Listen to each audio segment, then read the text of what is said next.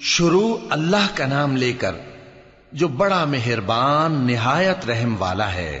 ناپ اور تول میں کمی کرنے والوں کے لیے خرابی ہے۔ جو لوگوں سے ناپ کر لیں تو پورا لیں، اور جب ان کو ناپ کر یا تول کر دیں تو کم دیں۔ کیا یہ لوگ یہ نہیں خیال کرتے کہ اٹھائے بھی جائیں گے؟ یعنی ایک بڑے سخت دن میں، جس دن تمام لوگ رب العالمین کے سامنے کھڑے ہوں گے۔ سن رکھو کہ بدکاروں کے اعمال نامے سجین میں ہوں گے، اور تم کیا جانتے ہو کہ سجین کیا چیز ہے؟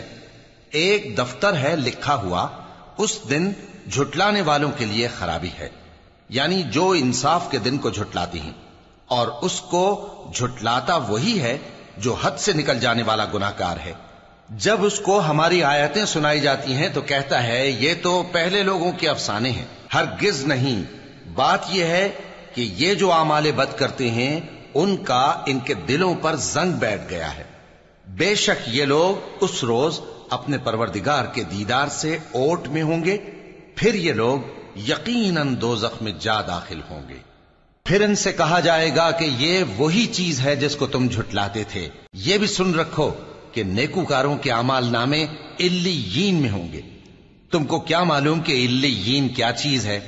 ایک دفتر ہے لکھا ہوا جس کے پاس مقرب فرشتے حاضر ہوتی ہیں۔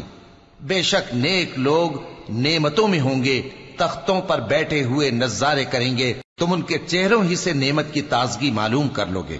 ان کو شراب خالص سر بمہر پلائی جائے گی جس کی مہر مشک کی ہوگی۔ تو نعمتوں کے لیے ریس کرنے والوں کو چاہیے کہ اسی کی ریس کریں، اور اس میں آب تسنیم کی آمیزش ہوگی۔ وہ ایک چشمہ ہے جس میں سے اللہ کے مقرب پیئیں گے۔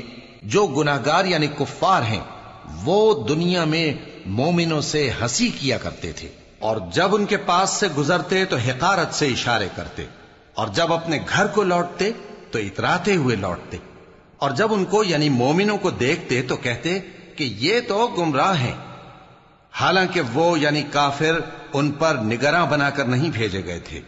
تو آج مومن کافروں سے ہنسی کریں گے کہ مسندوں پر بیٹھے ہوئے ان کا حال دیکھ رہے ہوں گے۔